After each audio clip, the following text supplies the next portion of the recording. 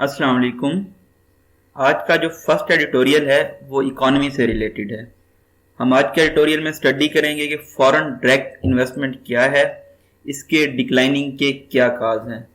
उसके अलावा हम थोड़ा सा जीडीपी के बारे में भी स्टडी करेंगे, जीडीपी को किस तरह से कैलकुलेट किया जाता है और 2018 से लेकर अब तक जीडीपी की क्या सिचुएशन रही है।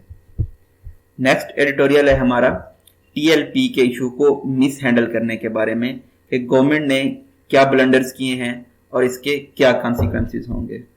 लास्ट एडिटोरियल है हमारा डिजिटल डिवाइड के बारे में। एक्चुअली ये एडिटोरियल जेंडर डिस्पैरिटी के बारे में है और इसमें कुछ फैक्ट्स एंड फिगर्स भी दिए गए हैं जो कि डिफ्रेंशिएट करते हैं डिफरेंस जो है, जेंडर गैप जो है हमारे मुल्क में, उसके बारे में।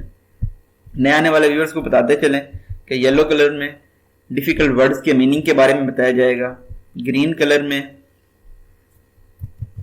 डिफरेंट फैक्ट्स और करंट अफेयर्स को हाईलाइट किया जाएगा, रेड कलर में पंक्चुएशन मार्क्स को एक्सप्लेन किया जाएगा एंड ब्लू कलर में डिस्कोर्स मार्कर्स होंगे। कुछ लोग रिक्वेस्ट कर रहे थे ओपिनियन के बारे में, आर्टिकल एडिटोरियल्स पे ओपिनियन बनाने की, तो हम कोशिश करेंगे कि वीक में एक या दो ओपिनियन भी डिस्कस करें और फॉरेन मैगजीन को भी थोड़ा सा डिस्कस करें। तो आइए स्टार्ट करते हैं। फर्स्ट ऑफ ऑल कि फॉरेन डायरेक्ट इन्वेस्टमेंट है क्या। A foreign direct investment is an investment in the form of controlling ownership in A business in one country bye an entity based in an other country. तो इसकी significance ये है कि जो developing economies हैं और इमर्जिंग मार्केट्स हैं जहाँ पे कंपनी को नीड होती है फंडिंग की और एक्सपर्टीज की, तो उसको एक्सपेंड करने के लिए फॉरेन डायरेक्ट इन्वेस्टमेंट की जरूरत होती है। ग्रॉस डोमेस्टिक प्रोडक्ट क्या है जी? ये टोटल मॉनेटरी या मार्केट वैल्यू है फिनिश्ड गुड्स की या सर्विसेज जो प्रोड्यूस की जाती हैं कंट्री के बॉर्डर्स के अंदर इन स्पेसिफिक टाइम पीरियड के अंदर। तो आप ग्राफ में देख सकते हैं कि ये 2018 के जो फिगर्स थे उस तक पाकिस्तान की जीडीपी थी 314 बिलियन यूएसडी, तो जो कि आपके डिक्लाइन होके 278 बिलियन पे आ गई है। तब बांग्लादेश की जो जीडीपी थी वो हमसे कम थी, 274 थी। अब तकरीबन जो बांग्लादेश की जीडीपी है वो 302 पे पहुंच गई है। तो हम स्टार्ट करते हैं। The sharp decline in FDI in recent months is worrisome. जो ये बहुत ज्यादा कमी हुई है हालिया महीनों में एफडीआई में, ये वरीसम है, परेशान कुन है। New state bank data shows, state bank का डाटा क्या शो कर रहा है, that FDI has plummeted by a hefty 35%। प्लमटेड का मतलब होता है डिक्रीज होना, कम हो जाना, रिड्यूस हो जाना। हेफ्टी का मतलब होता है बहुत ज्यादा मिकदार में। 35% से 1.4 billion year on year basis पे from July to March and by 40% to 167.6 million month on month basis पे मार्च में। ऑल्दो अगरचा कोविड-19 has led to a significant decrease, जो कोविड-19 था उसने बहुत ज्यादा कमी की है in investment across the world, investment में पूरी दुनिया में। ड्यूरिंग द लास्ट 1 ईयर, पिछले एक साल में, as investors wait for the crisis to subside, क्योंकि इन्वेस्टर्स इस बात का इंतजार कर रहे हैं कि जो कोविड-19 का जो क्राइसिस है ये सबसाइड हो जाए या खत्म हो जाए, फॉल डाउन हो जाए, ये हालात बैक टू नॉर्मल चले जाएं। The plunge in FDI flow is not one of event. Plunge का मतलब होता है जंप होती रहती है, ऑसिलेट हो रही है एफडीआई और डिक्रीज हो रही है। ये कोई वन ऑफ इवेंट नहीं है, ऐसा इवेंट नहीं है जो कि पहली बार हुआ है। इस तरह की हैपनिंग होती रही है इन पाकिस्तान में। We have seen investment tumble from 2017। हमने देखा कि जो इन्वेस्टमेंट थी वो टम्बल हुई है, फॉल डाउन हुई है, रिड्यूस हुई है 2017 में एज फॉरेन इन्वेस्टर, क्योंकि जो फॉरेन इन्वेस्टर थे do not appear inclined. Inclined का मतलब होता है कि वो इंटरेस्ट नहीं रखते थे, माइल नहीं रखते थे पाकिस्तान को कंसिडर करने में एज देयर फेवरेट डेस्टिनेशन, अपनी फेवरेट मकाम, इंक्लूडिंग चाइनीज कंपनीज। इसमें चाइनीज कंपनीज भी शामिल थी। आप यहाँ पे देख सकते हैं फॉरेन इन्वेस्टर्स के आगे उसने फ्लो ऑफ सेंटेंस को ब्रेक किए बिना डबल कॉमास में ये भी बता दिया है कि ये फॉरेन इन्वेस्टर्स में ये भी स्पेसिफिकली चाइनीज भी शामिल थे।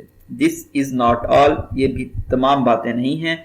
Many foreign firms have sold their business. बहुत सारी जो फॉरेन कंपनियां थी उन्होंने अपना बिजनेस बेच दिया and exerted Pakistan for good, और अच्छाई के लिए पाकिस्तान को छोड़ दिया अपने फायदे के लिए।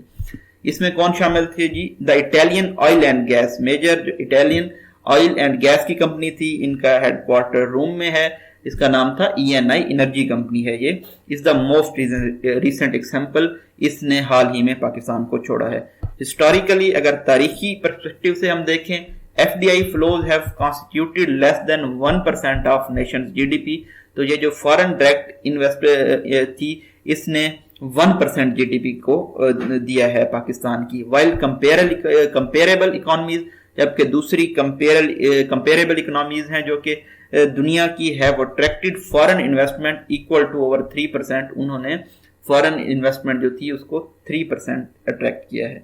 द ओनली टाइम पाकिस्तान सा FDI बूम, सिर्फ एक टाइम जब पाकिस्तान ने FDI में इंक्रीज देखा वो कब था? वो मिड 2000s में था। When foreign investors brought their capital here to invest in the power, जब फॉरेन इन्वेस्टर थे अपना कैपिटल है पाकिस्तान में इन्वेस्ट करने के लिए पावर, फिनेंशियल, ऑयल और गैस एक्सप्लोरेशन में और टेलीकॉम सेक्टर में भी। लेकिन ड्यूरिंग द मिड 2010s में क्या हुआ था? चाइनीज बैंक का रोल का मतलब होता है सपोर्ट करना, फिनांस किया था expensive power and transport projects को, जो कि बहुत ज्यादा महंगे प्रोजेक्ट्स थे, under the $multi-billion CPEC initiative. और ऐसा किस लिए हुआ था? CPEC China Pakistan economic corridor जो इनिशिएटिव है उसके तहत ये हुआ था। देयर वर न्यूमेरियस रीजन, इसकी बहुत सारी वजूहात थी FDI डिक्लाइन की। वो क्या थी? सच एज एनर्जी शॉर्टेजेस थी पाकिस्तान में, एंड पुअर सिक्योरिटी कंडीशन, ये दो मेन वजूहात थी। अगेन आप देख सकते हैं मैनी रीजंस को, न्यूमेरियस रीजंस को डबल कॉमास में कोट किया गया है।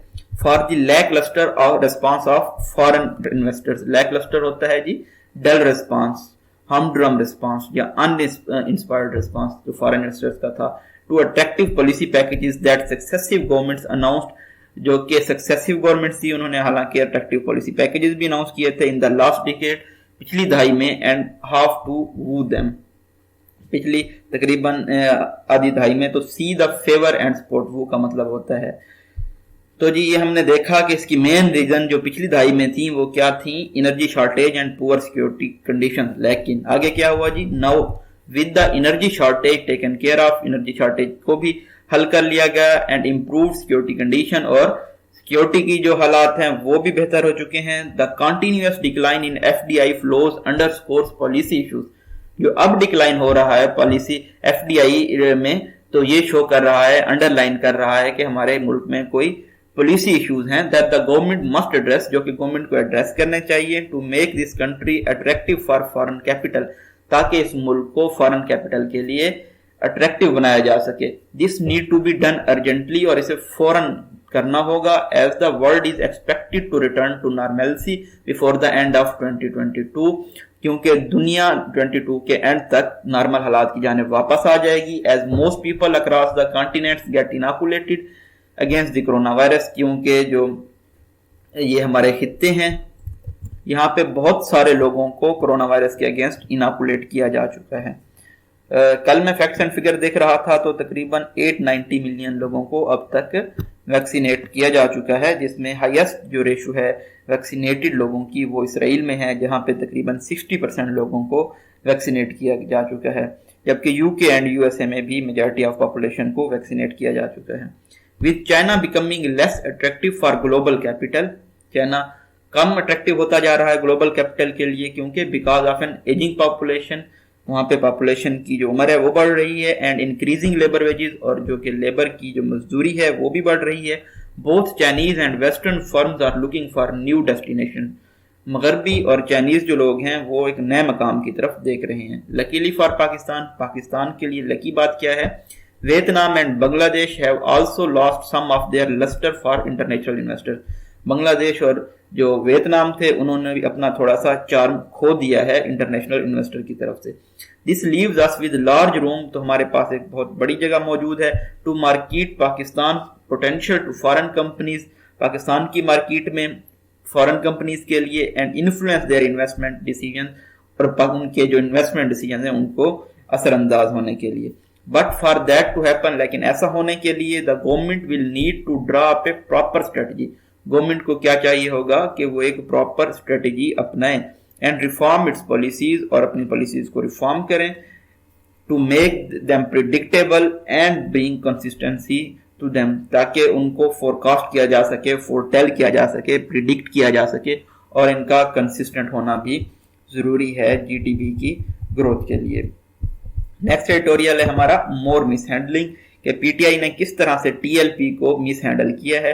The TLP affair should have been handled better, TLP का जो मामला है इसको बेहतर अंदाज से भी हैंडल किया जा सकता था। इट इज फेयरली ऑब्वियस, ये यकीनी है, that the PTI government has run circles around itself. Run circles around itself का मतलब होता है, ये एक इडियम है हमारे पास जिसकी मीनिंग्स हैं टू आउटरन और outdo someone, do something much better than someone else. तो जो पीटीआई ने रन सर्कल्स अराउंड इटसेल्फ किए हैं while attempting to get grip on the situation, जबकि वो मामला पे ग्रिप पाना चाह रही थी। The bizarre turn of events on Tuesday, bizarre का मतलब होता है जो स्ट्रेंज इवेंट्स हैपन हुए हैं मंगलवार के दिन। तो वो स्ट्रेंज इवेंट्स क्या थे, उनको डबल डैशेस में इनक्लोज किया गया है फ्लो ऑफ सेंटेंस को ब्रेक करते हुए। क्या इवेंट्स थे वो? With the government introducing A resolution, government ने एक रेजोल्यूशन दी है नेशनल असेंबली में थ्रू ए प्राइवेट मेंबर के जरिए, टू डिबेट, जिसपे मुबैसा किया जाना था the expulsion of French ambassador के, जो फ्रांस का सफीर था, उसके इनखला के लिए। Has brought Pakistan to a stage where it will be seen as pandering to TLP, तो ये पाकिस्तान को एक ऐसी स्टेज पे ले आए जहां पे ये देखा जाएगा कि पाकिस्तान पेंडर कर रहा है, सेटिस्फाई कर रहा है, ग्रेटिफाई कर रहा है टीएलपी को, while pretending to play smart tactics, जबकि गवर्नमेंट सोच रही है कि वो स्मार्ट टैक्टिक्स प्ले कर रहे हैं। This becomes even more obvious, ये मजीद यकीनी बन जाता है when the resolution is contrasted with the speech, जब अब जो रेजोल्यूशन पेश की गई है वो कन्फ्लिक्ट में थी, अगेंस्ट जाती थी जो प्राइम मिनिस्टर इमरान खान ने तकरीर की थी मंडे वाले दिन अपनी स्ट्रेटजी को एक्सप्लेन करने के लिए। This the crux of his argument, crux का मतलब होता है समरी जो थी, वाइटल, बेसिक, डिसिसिव या पॉइंटल पॉइंट जो था वो रीजनेबल था।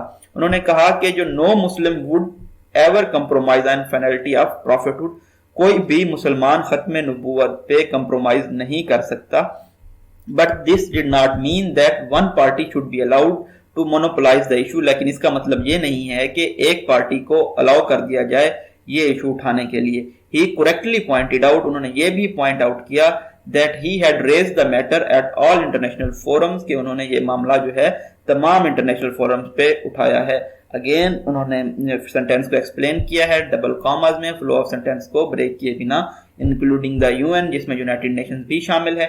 And therefore the objectives of his government and the TLP were the same, इसलिए जो ऑब्जेक्टिव थे, एम से गवर्नमेंट के और टीएलपी के, वो एक जैसे थे। Only the approach was different, सिर्फ अप्रोच मुख्तलिफ थी। द ग्रेव कॉन्सिक्वेंसेस, ग्रेव का मतलब होता है सीरियस, कॉन्सिक्वेंसेस का मतलब होता है नतायज। इसके जो सीरियस नतायज होंगे एक्सपेल करने के फ्रांस के सफीर को मुल्क से, as demanded by the TLP, जैसा कि टीएलपी डिमांड कर रही है, उनको भी एक्सप्लेन किया गया। हाउएवर, ताहम, of what use was this effort, इस कोशिश का क्या फायदा हुआ। For the very next day, अगले ही दिन, the government caved in, caved in का मतलब होता है जो गवर्नमेंट ने आर्गू करना स्टॉप कर दिया या रेजिस्ट करना स्टॉप कर दिया। While yesterday National Assembly resolution does not demand the expulsion of ambassador, तो yesterday की जो नेशनल असेंबली में जो रेजोल्यूशन पास की गई है वो एम्बेसडर की जो एक्सपल्जन है उसको डिमांड नहीं करती। The very fact that the government has agreed to debate, ये जो फैक्ट था इस पे डिबेट करने के लिए, मुबाहसा करने के लिए गवर्नमेंट राजी हुई थी, is enough to extract diplomatic cost, तो ये ही सिर्फ काफी है जिसकी हमें डिप्लोमेटिक कॉस्ट को बेयर करना होगा। अनफॉर्चुनेटली, बदकिस्मती से, this does not come as surprise, ये कोई सरप्राइज नहीं है। From the start of TLP protest, TLP के प्रोटेस्ट के स्टार्ट से ही the government has made one mistake and after another, government ने एक गलती के बाद दूसरी गलती दोहराई है। The initial agreement with the TLP, जो कि पहला मुआहदा हुआ था टीएलपी के साथ, in which the government had agreed, तो अगेन हम देख रहे हैं कि ये डबल कॉमास में सेंटेंस को एक्सप्लेन किया गया है, जिसमें गवर्नमेंट ने एग्री किया था और वो भी राइटिंग में कि वो एडहियर करेगी डिमांड्स के साथ जो राइट विंग आउटफिट है, जो कंजर्वेटिव आउटफिट है। वाज ए मेजर ब्लंडर, ये एक बहुत बड़ा ब्लंडर था। No government commits itself in writing, कोई भी गवर्नमेंट राइटिंग में कमिटमेंट नहीं करती ऐसी डिमांड के साथ प्रेशर ग्रुप्स की जानिब से जो हो, without having to suffer the consequences, इस क्योंकि इसके जो हैं ग्रेव कॉन्सिक्वेंसेस होते हैं। When the TLP launch country wide protest, जब टीएलपी ने लॉन्च किया ये जो कंट्री वाइड प्रोटेस्ट था गवर्नमेंट के खिलाफ, refusal to comply with the original agreement, क्योंकि गवर्नमेंट ने रिफ्यूज कर दिया था, इनकार कर दिया था कि वो ओरिजिनल एग्रीमेंट के साथ कंप्लाई करेंगे, एडहियर करेंगे। The government at first let the law and order situation slip out of the hand, पहले तो गवर्नमेंट ने जो लॉ एंड ऑर्डर सिचुएशन थी उसको हाथ से जाने दिया। Allowing the protesters to run amok, run amok का मतलब होता है कि run in violent and uncontrolled manner में प्रोटेस्टर्स को अपना प्रोटेस्ट जारी रखने दिया। एंड देन हैस्टली, और फिर जल्दी में उन्होंने अनाउंस कर दिया एक बैन इस ऑर्गेनाइजेशन पे और तहरीक लब्बैक पाकिस्तान को कलअदम करार दे दिया। हाउएवर ताहम it then started to negotiate, फिर उन्होंने बातचीत करना स्टार्ट कर दी उसी बैंड पार्टी के साथ और उन्होंने फाइनली एक्सेप्ट की उनकी डिमांड्स को। बहुत खतरनाक हद तक इसमें शामिल था टीएलपी के लीडर जो के साथ रिजवी हैं उनका release. To add to it self created troubles, तो अपने जो इन्होंने सेल्फ क्रिएटेड जो अपने लिए इन्होंने परेशानियां पैदा की थी उनमें मजीद ऐड करते हुए गवर्नमेंट ने लॉन्च कर दी क्रिटिकल बॉब्स। बॉब्स होता है एज स्वॉर्ड या तीर कह सकते हैं, अपोजिशन पे instead of trying to forge a consensus, बजाय इसके कि वो मुश्तरका राय अपनाते पोजीशन के साथ इस नाजुक मामले पे। इट इज नाउ इम्पोर्टेंट, अब ये अहम है कि द गवर्नमेंट ब्रिंग्स ट्रांसपेरेंसी, कि गवर्नमेंट ट्रांसपेरेंसी लाए, शफाफियत लाए to all its dealings with the TLP, TLP के साथ जो भी इन्होंने मामला तय की हैं, इंक्लूडिंग जिसमें शामिल है शेयरिंग, ये भी शेयर करना, व्हाट हैज बीन नेगोशिएटेड, किन मामला पे बातचीत हुई है, एंड एग्रीड अपॉन, और किन पे एग्री किया गया है, इन लेटर एंड स्पिरिट, ये हमारे पास ईडीएम है कि मतलब ट्रू स्पिरिट में। Bye it's bad decision making, अपने बैड डिसीजन मेकिंग की वजह से और वीक मैनेजमेंट की वजह से गवर्नमेंट ने अलाउ किया है टीएलपी को टू गार्नर मोर इंपॉर्टेंस, कि वो गार्नर करें, गैदर करें, कलेक्ट करें, अकमुलेट करें बहुत ज्यादा अहमियत, and have than it deserve, और रेज करें जितना कि ये डिजर्व करती है उससे ज्यादा। लास्ट ट्यूटोरियल है हमारा डिजिटल डिवाइड के बारे में। तो यहाँ पे हम देखेंगे किस तरह हमने फैक्ट्स को कोड करना होता है। तो पहले उन्होंने स्टार्ट किया है फैक्ट को कोड करते हुए। किसका फैक्ट है जी ये? In the Economist Intelligence Unit, Economist के इंटेलिजेंस यूनिट में annual inclusive internet index report, तो ये जो रिपोर्ट आई है internet index report measuring internet inclusion, इसने मजर किया है इंटरनेट इंक्लूजन को, इंटरनेट की शमूलियत को, किस टर्म में कि कितना अवेलेबल है, कितना अफोर्डेबल है, कितना रेलिवेंट है और कितनी रेडीनेस है लोगों में। पाकिस्तान की जो रैंकिंग रही है वो ड्रॉप हुई है 90th प्लेस पे, 90 नंबर पे अमंग 120 नेशंस, 120 ममालिक के दरमियान। आगे आप देख रहे हैं सेमी कॉलन है, सेमी कॉलन दो सेंटेंस को ब्रेक करता है, अलग करता है। सेंटेंस के जो दोनों तरफ में सेंटेंस होते हैं उनके अपने क्लियर मीनिंग्स होते हैं। The second lowest ranking country in Asia and the lowest in South Asia, ये सेकंड लोएस्ट कंट्री रैंकिंग थी एशिया में और साउथ एशिया में सबसे लोएस्ट थी। In the midst of global pandemic के दरमियान that has made the need for internet access even more evident, जो इंटरनेट की जरूरत थी वो बहुत ज्यादा वाज़ेह थी। तो ये जो रिपोर्ट है ये वार्न कर रही है जो फेल्योर है इंप्रूव करने का कंडीशंस को, ये बढ़ा सकता है इनइक्वालिटीज को बिटवीन किन के दरमियान, ऑनलाइन और ऑफलाइन पॉपुलेशन के दरमियान। Though there are several improvements, अगरचा बहुत सारी बेहतरियां भी हुई हैं। Pakistan has made to improve internet access, Pakistan ने इंटरनेट एक्सेस को इंप्रूव कर दिया है। आगे आप देख सकते हैं डबल डैशेज हैं, फ्लो ऑफ सेंटेंस को ब्रेक कर रहे हैं और कोई चीज बताना चाह रहे हैं। तो क्या कर रहे हैं इंटरनेट एक्सेस में? चीफली इन अफोर्डेबिलिटी, सबसे ज्यादा अफोर्डेबिलिटी को बढ़ाया है ड्यू टू मार्केट कंपटीशन की वजह से, और लोअरिंग मोबाइल फोन कॉस्ट, और मोबाइल फोन की जो कीमतें थी उनको कम करने की वजह से। One of the most troubling figure is that, सबसे परेशान कुन बात क्या है कि डिजिटल जेंडर पैरिटी है, जो ये डिजिटल एज है इसमें भी जेंडर का गैप है डिजिटल यूज करने में। Despite an improvement of 6 percentage points since the previous year, बावजूद इसके कि पाकिस्तान ने 6 पॉइंट्स इंप्रूव किया है पिछले साल की निस्बत। The report highlights that Pakistan still rank the highest in the world when it comes to gender gap. Reports ये शो करती हैं कि जेंडर गैप में पाकिस्तान अभी भी बहुत ज्यादा पीछे है। The gap is internet access between men and women is 65%, internet access में जो गैप है वो 65% है, और 51% एक्सेस ऑफ मोबाइल फोन में गैप है। जो मैसिव डिस्पैरिटी है, इनइक्वालिटी है, इम्बैलेंस है, डिफरेंस है, हैज बीन नोटेड, इसको नोट किया गया है अदर बहुत सारी रिपोर्ट्स में भी, जिसमें ये मोबाइल जेंडर गैप की रिपोर्ट 2020 भी शामिल है, जिसने मोबाइल ओनरशिप और डाटा यूजेस का डाटा गैदर किया था 15 लो और मिडिल इनकम कंट्रीज से।